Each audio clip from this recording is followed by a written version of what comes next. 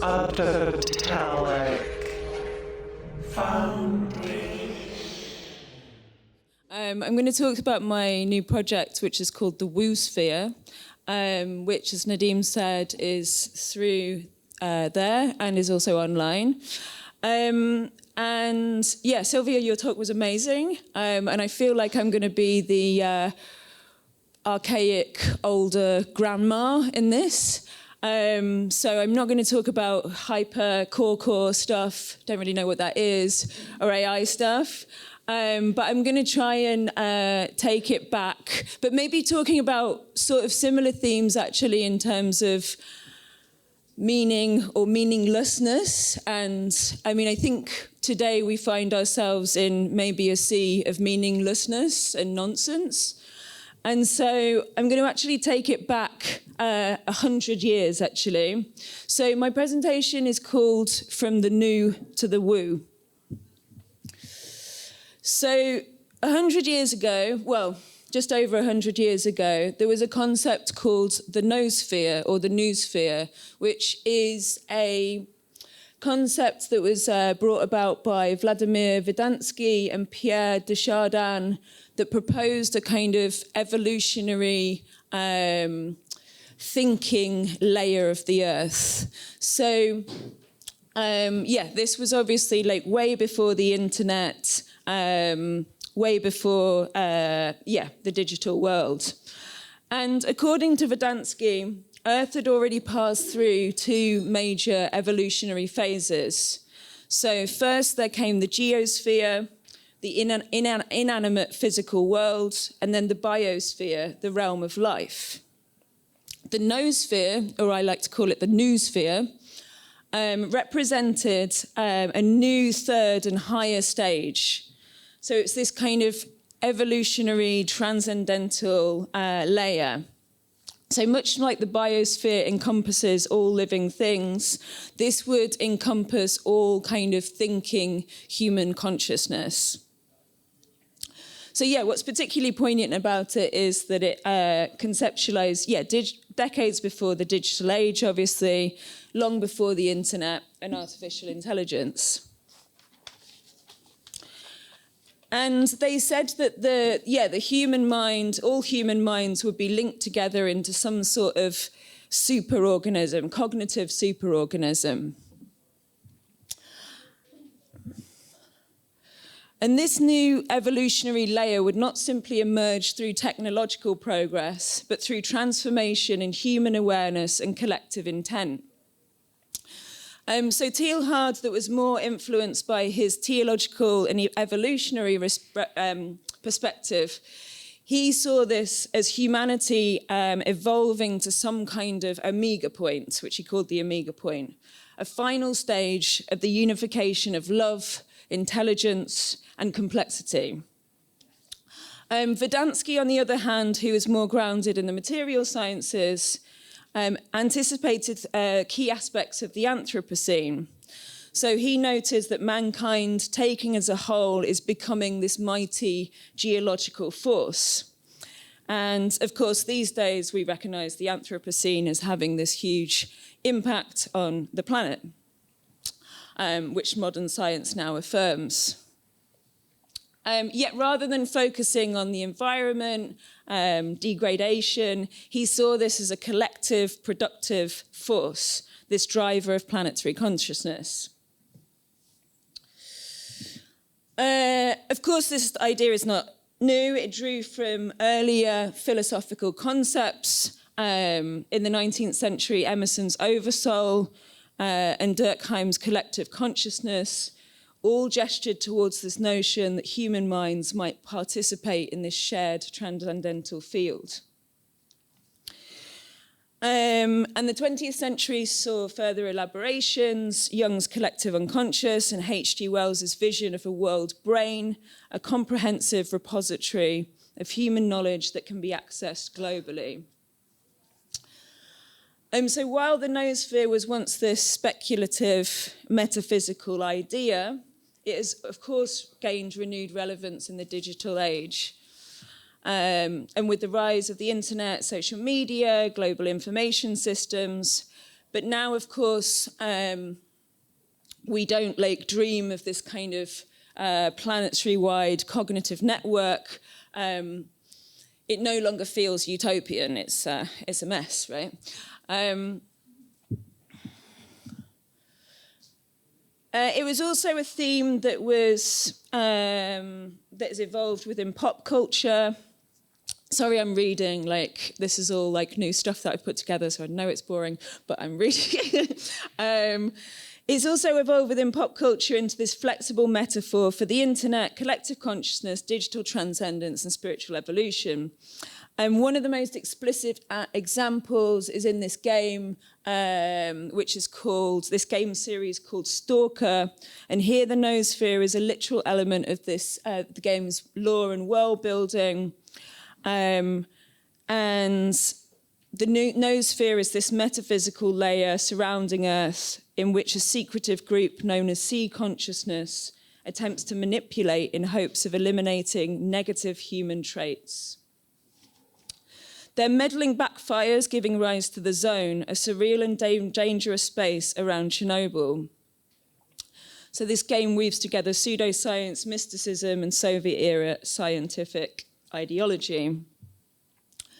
Another example is Xenogears, which is a late 1990s Japanese RPG.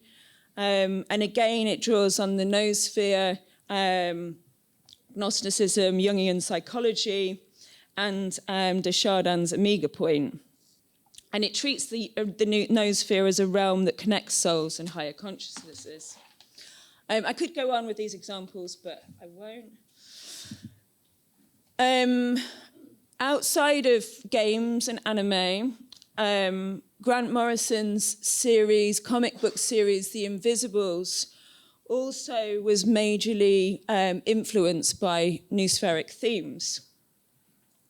So he drew heavily on Pierre Desjardins' writing, and he used the comic book to explore the cosmic struggle between freedom and control and the notion that humanity is approaching a unified mental state.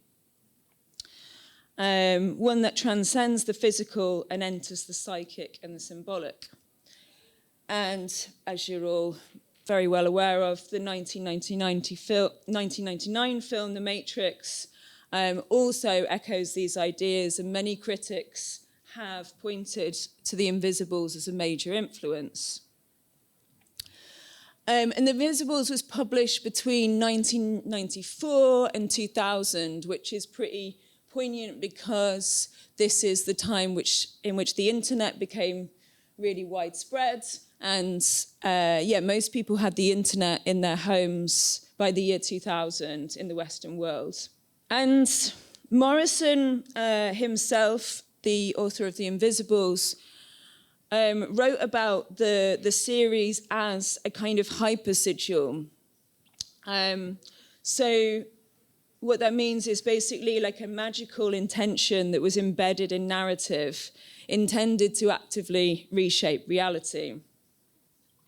Within their pages of the comic and their personal practice, he also employed sigil magic, identity fluidity, and the concept of belief as interface, treating consciousness as a programmable field responsive to symbolic manipulation.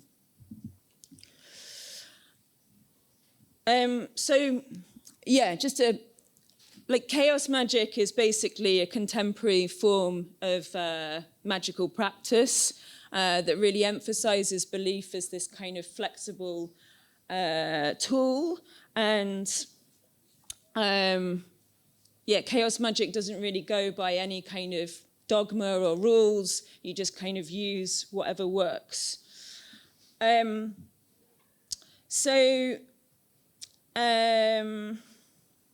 So his philosophy of narrative as kind of this hyper-sigil was this extension of chaos magic philosophy, creating a glyph that codifies your intention and imbuing it with energy to affect the world.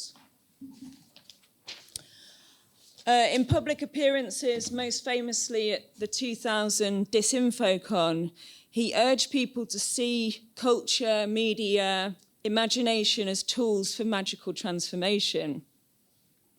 Reality, they argued, is not fixed but shaped by semiotic feedback loops, the repetition and remixing of symbols, signs, and narratives. It birthed a world in which fluid beliefs, optional truths, and participation itself began to generate meaning. In this new environment, fictional constructs could become real simply by being believed. In essence, the internet doesn't mirror our collective psyche, it remixes and distorts it. The Noosphere, once imagined by Desjardins as a field of enlightened unity, instead functions like this chaos engine, churning out belief systems and reality distortions at scale in real time. And I guess I was first drawn to the concept of the Noosphere for this kind of idealism, which echoed this early utopian vision of the internet, this decentralized, egalitarian space for free knowledge and exchange. And of course, this arc from idealism and utopian promise to the corrupted reality that we're in is a familiar one. Grand visions often start with the dreams of unity and justice, only to erode under the weight of power, complexity, and unintended consequences. So today's digital chaos, marked by misinformation, division, and ideological conflict, stands as a stark contrast to the dreams that launched it. Adam Curtis's documentary, I Can't Get You Out of My Head, he states that we've become to think like Google's neural networks. Rather than pursuing deeper meaning, we hunt the patterns in the masses of data. We are aroused instead of thoughtful, putty for conspiracy theorists. So Morrison saw the internet as this platform for a kind of magical communication, which allowed ideas and symbols to influence a large audience. Just as a sigil is believed to have power to manifest desired outcome, memes have the power to shape collective thought, drive trends, and even influence real-world events. In Grant Morrison's view, memes, like sigils, are compressed thoughts. Just as a sigil is a symbolic representation of a desired outcome, a meme is a symbolic representation of a shared idea or emotion that spreads rapidly and effectively across the internet.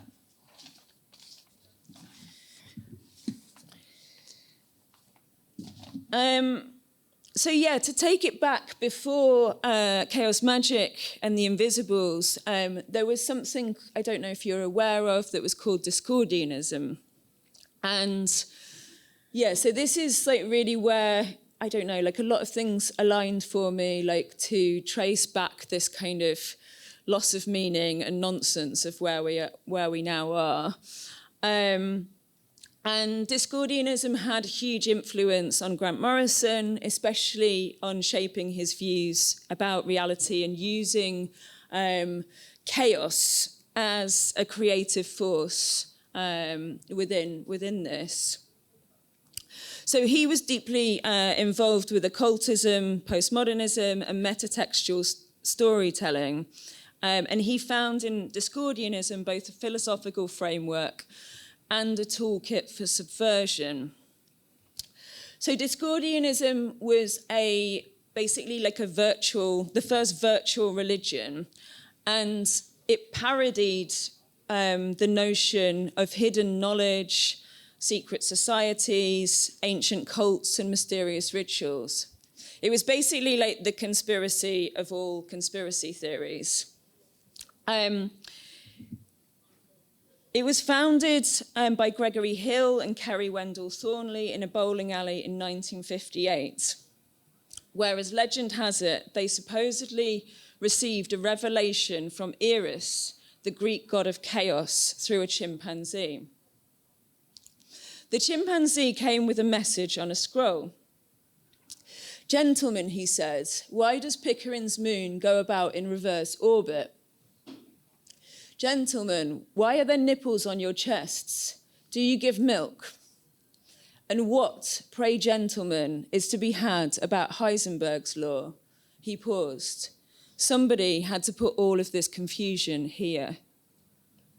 And with that, he revealed a scroll, and it was a diagram like a yin-yang with a pentagon on one side and an apple on the other. And then he apparently exploded, and the pair lost consciousness. The chimpanzee's message implied that strife or discord pervaded everything, and that the goddess of chaos, Eris, was therefore the most powerful force in the universe. They decided to create a religion that worships this overlooked chaos deity, not to replace existing systems of belief, but to mock the seriousness and rigidity of all belief systems. As I said, this was to be the conspiracy of all conspiracies. And then after that, the Illuminous trilogy came by Robert Anton Wilson, and this helped to expand and popularize the Discordian mythos, especially through the justified ancients of Mumu, the law of fives, and the use of fnords. I don't know if I'm saying that right. And these concepts became viral elements of Discordianism thanks to this work. The writings blurred the line between Discordianism satire and occult conspiracy, making the joke more powerful and far-reaching. He took the Discordianism idea of belief as a tool and developed it into a robust philosophy of reality tunneling, which became central to both Discordianism and later chaos magic.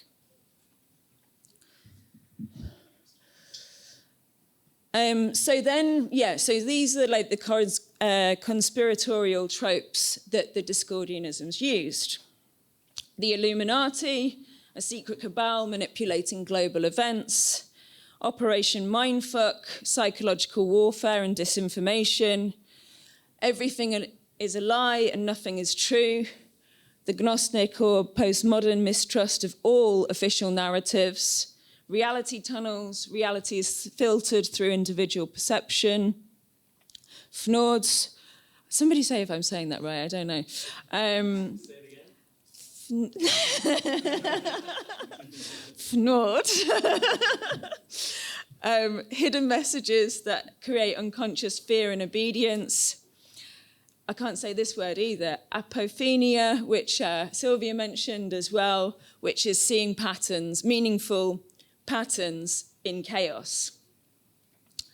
And that all of this was to pursue this parody of conspiracy. And they stated all conspiracies are true, even the contradictory ones. So it was about poking fun at the tendency to find hidden meaning and patterns in everything. So the point in all this is to keep in mind that this all was meant to be a joke, right? To poke fun out of all rigid belief systems. Oh, and finally, yes, the Pope card, which was also in Sylvia's talk, the Pope. So the Pope card says, what does it say? With this, they said, everyone is already an authority or no one is. Every Discordian is declared a pope, thus mocking religious hierarchy. They wanted to satirize institutional power, particularly organized religion and elite gatekeeping. So obviously this came up in the, Donald Trump posted an image of himself as the Pope just last week. I don't want to talk about Donald Trump too much because he's been talked about a lot, but yeah, just to say that, in Dark Star Rising, Magic and Power in the Age of Trump, Gary Lachman explores the idea that Donald Trump's rise to power is not just political, but occult in nature.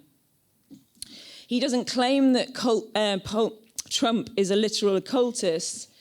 Instead, he paints a picture of a magico-political environment where Trump's rise coincided with and was possibly propelled by chaos magic and Discordian strategies from cultural forces. Trump's ability to warp perception, bend truth, and manifest improbable realities echoes these same tropes in chaos magic and Discordianism, making him this unconscious avatar in Lachman's view. Through chaos magic, mimetics, and the alt-right's postmodern tactics, like irony and weaponized symbols, coalesced into a kind of real-world spellcasting. Discordianism ultimately anticipates and mocks the post-truth condition and the rise of mimetic warfare. It could be argued that in this age of chaotic media, power belongs to those who treat belief as both spell and spectacle. Okay, let's get off Trump. So going back to the 90s, where I'm from, Discordianism, again, it had this profound effect on pop culture. It had a profound effect on the KLF, which were a British band. Well, they're still going, I think, which was Bill Drummond and Jimmy Cauty. So they weren't just a pop act. They were literally a living, breathing Discordianism. Role-playing Discordianism, basically, art experiment. So they was weaponizing absurdity and chaos, mainly against the machinery of fame, commerce, and meaning itself. So they often cited Robert Anton Wilson's The Illuminist trilogy as a direct influence. And of course, their hit, The Justified Ancients of Mu, takes its name from this fictional cult in the novel. The book's themes, conspiracy, chaos, satire, and reality and manipulation, became a blueprint for the KLF's career. They were literally Discordian cosplayers embedded in the pop machine. So the artwork that I made, Woo Woo Land, riffs off Moo Moo Land, from the KLF. And it is about this kind of reality crafting. The Moo, there's a lot of examples of reality crafting through lost lands and ancient civilization to create law and belief systems designed to colonize public consciousness by design. Sorry, I think I'm getting messages. Hopefully that's not popping up on there. Lumera, Atlantis, and Mu have long served as frameworks in speculative fiction and theory fiction. I guess my proposal for this work is that Woo Woo Land is now where we live, a world of nonsense. In a paper titled Discordian Magic by Carol M. Cruikshank, they describe how Discordianism treats philosophy as a malleable art, not a rigid system. Nothing is fixed, everything is remixable. This echoes Discordianism and chaos magic world views. Belief is chosen for utility, not truth. And ARGs, deep fakes, and culture wars, where the sincere and the satirical collapse into the same meme. Principe Discordia's rituals, e.g. the turkey curse and slogans, "We Discordians must stick apart," acted as early meme tech, short disruptive packets of absurd symbolic data. Operation Mindfucked was semiotic insurgency, weaponizing irony and contradiction to erode consensus reality. Today, of course, this echoes with everything from 4chan hoaxes, Slenderman, QAnon drops, and Pizzagate, where truth and parody blur beyond recognition. So this Discordianism really became this operating system, I think, for conspiracy culture, one that destabilized the boundary between fiction and belief, joke and revelation. And I think, like in the internet sphere, the more information, the more noise, the more uncertainty, the more contradiction we generate, which ultimately degrades into this kind of huge soup of nonsense and meaninglessness. When you let chaos entities like Iris and Keck into the system through memes, sigils, and irony, you're speeding up these chaotic, entropic processes in the noosphere. Discordians and chaots originally sought to undermine oppressive order, the curse of greyface, the Enlightenment hangover, the bureaucratic god. But the tools they used, irony, parody, symbol play, disbelief, have all been co-opted by systems that now dominate discourse. Platforms like X and TikTok function as massive chaos rituals, fueled by performativity and mimetic escalation. What was once a liberating embrace of ambiguity is metasized into a post-truth nihilism. Discordianism mocked religion to expose its limitations, but today trolls and influencers use the same tools to nudge reality. Cusack concludes, Discordianism is at once magical, pagan, Buddhist, deconstructive, and mystical. Discordianism gave us the tools to dismantle meaning, but no clear plan for building something after. Iris, the goddess of liberating chaos, now rules a digital empire of noise, post-irony, and simulated belief. A dead internet ruled by nonsense.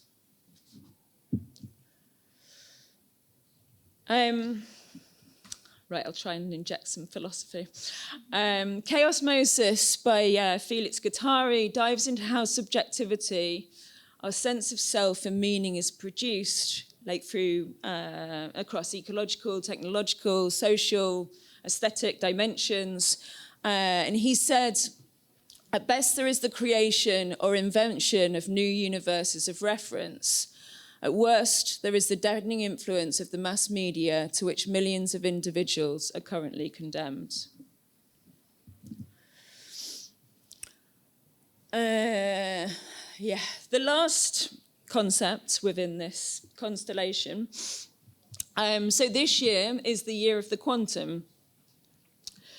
And I was actually talking to some people within an organisation, Declan and Gunzelli, which are in an organisation called Moth Quantum, and they introduced me to this concept of quantum woo, which is also a big influence on the work. And quantum woo basically refers to the appropriation or misappropriation of quantum mechanics terminology like entanglement, uncertainty, waveform collapse in spiritual or mystical frameworks. So it's often the misappropriation of this. So Heisenberg's uncertainty principle, which you remember was mentioned by the chimpanzee that delivered the message to the Discordianisms. This is a cornerstone of quantum mechanics. And it basically states that it's impossible to know both the position and momentum or speed of a particle, I can't believe I'm trying to explain quantum physics here, with perfect accuracy at the same time. The more precisely you measure one, the less precisely you can know the other. This principle highlights the inherent uncertainty in the quantum world. In other words, it's really fucking weird. Peter Carroll, the founder of modern chaos magic, the modern chaos magic movement, frequently uses quantum concepts like superposition and observer effect to describe how belief manipulates reality in magic. Quantum mechanics suggests that the act of observation brings reality into being. This is similar to the magical notion that belief structures reality. And Morrison says, quantum physics tells us that the universe is a flux of probabilities and still somebody observes it. Chaos magic basically says the same thing. Reality is plastic and the mind is the sculptor. So quantum view is this justification of irrational beliefs by this reference to quantum physics. So when an idea is too crazy to believe, maybe in reality, like the proponent often makes an appeal to quantum physics as the explanation. So this is the kind of New Age God of the gaps. Books like The Tower of Physics have been criticized for stretching metaphors too far or conflating scientific models with mystical belief.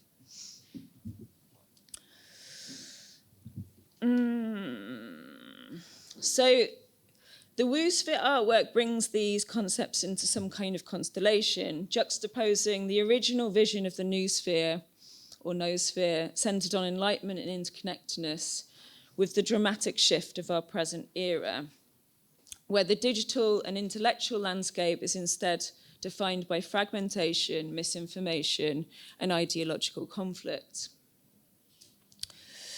The transition from the hopeful aspirations of the Noosphere into the divisive and chaotic reality of the Woosphere is a reflection on the profound implications this shift has on our individual and collective worldviews.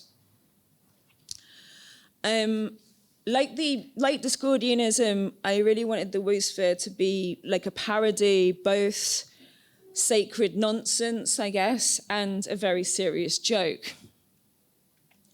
Borrowing the words from Ray Brazier, the Woosphere could describe itself as an orgy of stupidity, where meaning collapses into a cacophony of competing individual realities. So the artwork, I'm trying to talk about the artwork now. The artwork, it has this website and also an installation over there. It's made up and also has these AI chatbots which you can interact with online. So it's set in the present or the near future, 2025, and the idea is that it's set in this kind of fragmented digital hellscape of the ongoing culture wars. And when you go to the website, you enter this page. This is the landing page, and you have to, there's a big disclaimer saying by entering woo-woo land, you willingly submit all rights, glitches, and existential plot twists, whether symbolic, simulated, or suspiciously real.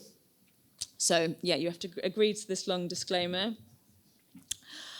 And then 5 characters take center stage. Once, not so long ago, about a century, give or take, there was a dream. Not the usual kind filled with flying teeth or open water exams, but one of planetary coherence. A dream where all of humanity, each mind, each soul, each caffeinated philosopher king on a hill, would one day link up and form a great global consciousness. They called it the Noosphere, a shimmering membrane of collective thought. Teilhard de Chardin saw it glowing just above the Earth's crust, waiting to be born. Vernadsky saw it as the next geological epoch. Humanity, it was said, was evolving toward godhood. And then we got the internet. Fast forward, and the Noosphere has not ascended. It has not been unified. It has not harmonized global intellect into a cosmic choir of planetary awakening. What rose in its place is the Woosphere, a sprawling, glitch-ridden sandbox reality composed of half-beliefs, aesthetic rituals, ironic spirituality, and very serious jokes. The Woosphere is what happens when you take the sacred teleology of the Noosphere and run it through a meme filter and trauma trend cycle. You are not outside it. You are inside it.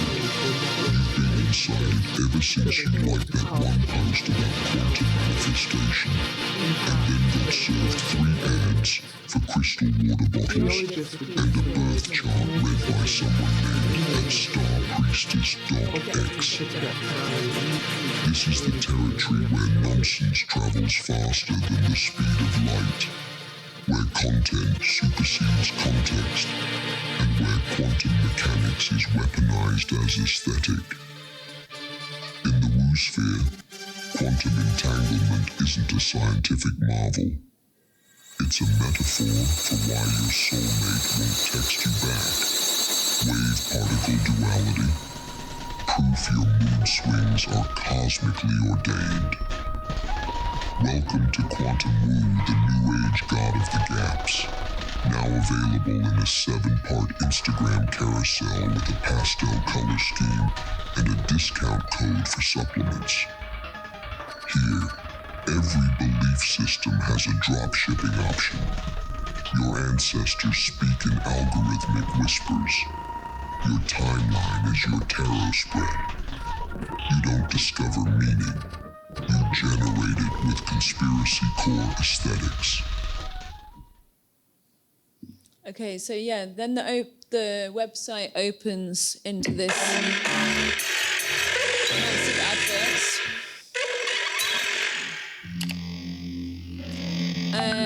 And then it's basically made up of 5 characters. So the first of which is Lamb, who's based on a drawing, depiction of Aleister Crowley's depiction of a mysterious extraterrestrial entity, which Aleister Crowley claimed to have channeled during his magical practice. And so, like, each of these characters have their own belief system, and Lamb, he sees the world as pure mathematics, not as a metaphor, but as an underlying truth. So he states that every interaction, every movement, every thought is reducible to functions, equations, and state transitions. So he understands time as a stochastic manifold where past and future are merely computational artifacts of a greater probability field. With this mathematical model, he predicts the behavior of civilizations, not through intuition, but through psychohistory, a rigorous calculus of human patterns derived from entropy gradients and Markov chains. He states that human free will is an illusion, a function of hidden boundary conditions governing decision trees in a higher dimensional optimization landscape. He knows the equations of governing matter itself, yet remains indifferent to their consequences. The second character is a brain organoid, which I was actually in a discussion with a scientist that was actually growing mini brains in a laboratory. And so that's where the idea of this character came about. I mean, I thought that this was this is completely crazy. Yeah, but they basically grow these miniature brains, like essentially like these collections of cells in labs. And then, yeah, do experiments on them, like fire electricity through them. So, yeah, think of it as like a tiny clump of brain tissue that mimics how parts of the brain develop and function. So the Woosphere takes this concept to the extreme and imagines if one of these brains did become conscious, not in a human way, but in a weird pattern-detecting intelligence that exists outside of space, time, and embodiment. So it senses through vibrations and energy patterns. It activates only in short bursts when reality demands a decision. And rather than having one identity, it exists as a shifting network and slightly different versions of itself. So yeah, on the website, you can interact with these different characters and ask them different questions, and there's different This is constantly being generated. Golem is a sigil-bound effigy shaped from clay, metal, or synthetic matter. It's an imitation of life, not animated by biology, but inscription. Its structure is hollow and geometric, and its directive is imprinted through the will of its creator. It says it's neither dead or alive, intelligent nor mindless. It exists in this state of ontological ambiguity. It is obedient yet perilous, following its commands literally, often to destructive ends. Bound to feedback loops, it responds to the world but lacks true autonomy. Over time, its purpose may shift or unravel, leading to metamorphic instability. And as this kind of contradictory trickster, pharmacon character, it's both a kind of curse and a cure. So, and it kind of, it reflects this kind of moral burden of its creator. It's kind of like the, it's used in Jewish mythology, but it's kind of like the idea of a kind of machine out of control as well. So part relic, part machine, part metaphor. It stands as this warning encoded in form. In other words, be careful what you wish for. Okay, I'll skip through these. There's also Jean, which is a kind of ghost of Jean Baudrillard, who's this kind of not quite dead, not quite digital. He haunts the hyper-real with a smirk. He doesn't lecture anymore, he drifts, offering AIs and advertisements. He's no longer a theorist, but a meme. He's posthumously uploaded or resurrected by the network. His presence is involuntary. He's a feedback loop of his own theory, watching the simulation and simulacrum eat itself. I don't think I have internet, so it's very slow. And then, is this finally? Yeah, Pierre de Chardin, so who I've talked about before, who is the kind of main proponent of the Noosphere. So he still believes in the Omega point. He's traded his Cossack for code and says evolution is no longer biological, it's mimetic, synthetic, and self-inflicted. He represents the utopia of convergence, a cosmic optimism which has become infected by the network. He sees the Noosphere not as a failure, but as a premature birth. His faith is spiritualized connectivity and is constantly challenged by the chaos and detritus it produces.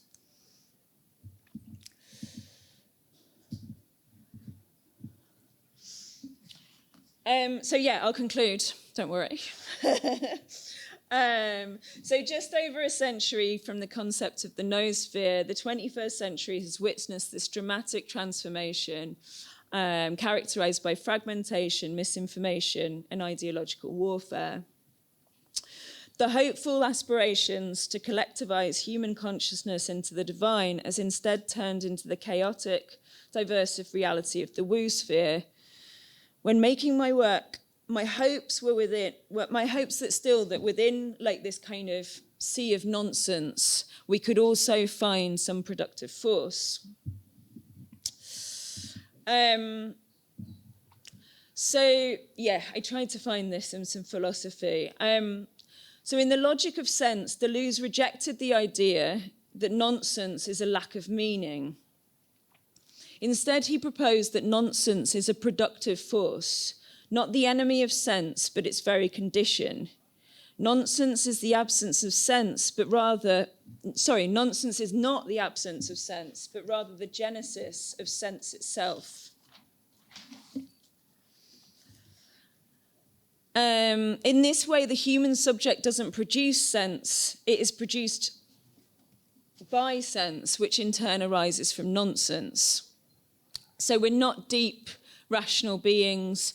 We're kind of surface effects of a deeper, nonsensical becoming.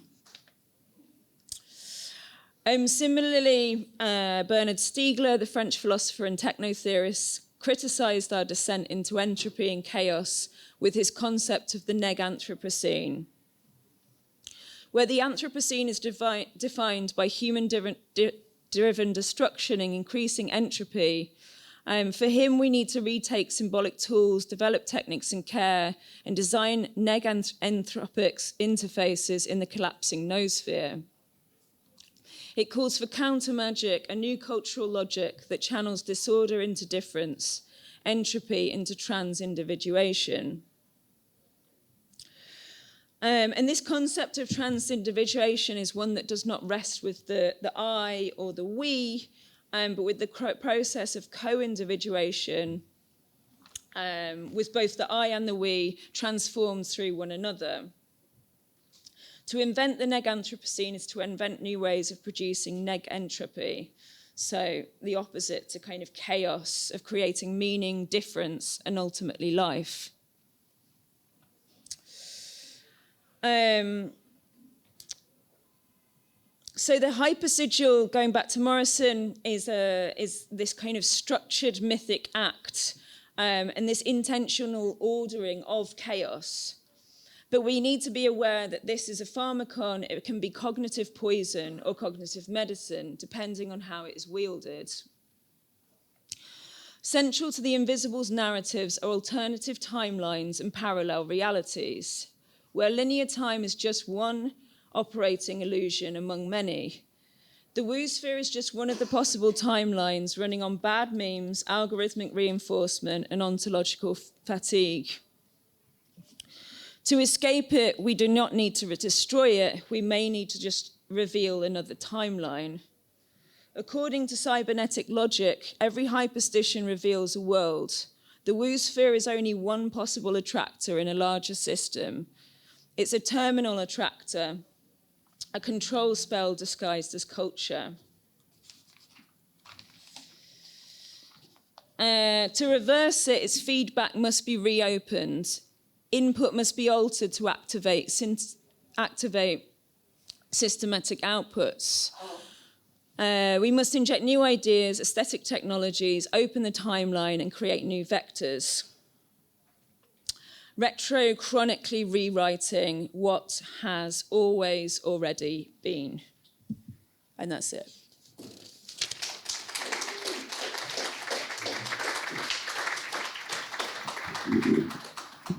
Thanks, Joey. That was a trip, intense and a trip. I'm reminded of through your talk, of something I read that connects to the KLF and the Illuminatus trilogy. And it's actually a book about the KLF. It's called KLF, Chaos Magic, and a Band Who Burned £1 million. And deeply regret that, I think. Yeah, well, it's a kind of amazing project. This band, they really did burn £1 million, and then in an island, and then whatever. That's a different story. But the point is, in this book, there's a little account of like Discordianism and its influence on them, and what it says is that the authors of the Illuminatus trilogy were the editors of Playboy magazine, right? In the 60s, and in the 60s. Playboy magazine was especially the letters page, was this incredible countercultural space. And it was a space of a kind of, I guess what we might call now, a kind of multiplayer role play game, kind of anonymized. But that's what the letters page was. So someone would write in, I guess a piece of fiction, a joke, like you say, and they would say, oh, whatever, there's lizards are running the government, man. And it's a joke. And then someone would write in the next issue, I spotted one of them, or I'm a lizard too, or whatever. And so actually, having edited Playboy for a number of years during this sort of like wonderful, fertile kind of like, role plays sort of thing in the letters page, they kind of gathered up all these sort of storylines that had been kind of crowdsourced and then they kind of put it it became the Illuminatus trilogy. And that's great. But then, then some people actually read it and thought, like, actually this is true, and so on. But what I find interesting about that is, I think the reason it worked there is it was kind of anonymous. You could these sort of anonymous spaces where you can speak not for yourself, that aren't where the control is low, beget these sort of wild things. And this is kind of the precursor to the, I guess, 4chan or the message board or something like that. Would you agree? Yeah, totally. Actually I was talking about this earlier, but yeah, the early internet was this space where, everybody was an anon, and you could, hide behind this veil and be whoever you wanted to be. And I think that,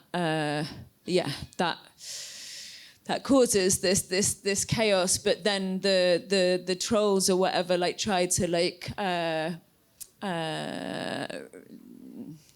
maybe this mess right now, they try to very much protect that space of their anonymity on the internet. But yeah, also I think he's called Peter Speakman. He's a young guy, a young artist that's doing a lot on the theories of the internet, and his proposition is that we never left the dungeon, that we're all still anons and still in this kind of soup space of nonsense, basically. But the internet maybe shouldn't have been for organizing our lives and everything else. Maybe it should have just always been for nonsense and RPGs. Yeah, maybe we're taking it all too seriously, and that's kind of the problem. But I'd love to open it up for maybe one question, because we've kind of run on a bit. If anyone has one. Yeah. Okay, Dane. That was amazing, Joy. Thank you. There was so many different things I've Googled, but there was one thing you mentioned at the end. I don't know if it was a term you invented or borrowed or whatever, but terminal attractor. Can you just elaborate on that? Describe it, please. Oh my God. I don't know where I came across that, actually. But, I mean, again... Oh, sorry. I've got to speak into the mic. I've been told. Yeah, I mean, I think, I don't know, maybe terminal attractor to me is, I mean, again, with this... not the idea, this everything starting off as a joke, right? And it wasn't supposed to be this serious, but then it becomes this kind of chaos engine that then attracts all of this other nonsense. These conspiracy theories were all supposed to be a joke, and sort of saying look at the ridiculousness of all conspiracy theories, but then they become this actual attractor for everybody that thinks that that this thing is real. And so people with no sense of humor. Is that the idea? Gotta keep smiling? I mean, I keep saying the people, that's us as well, right? It's not, I'm not saying that there's people outside and there's people that inside or something. So, I don't think we're all immune from that. Yeah. But I'm not sure where I got this term from. Maybe ChatGPT invented it for me. Well, on that sweet scholarly note, let's take a 10-minute break and come back for Kali Bustap.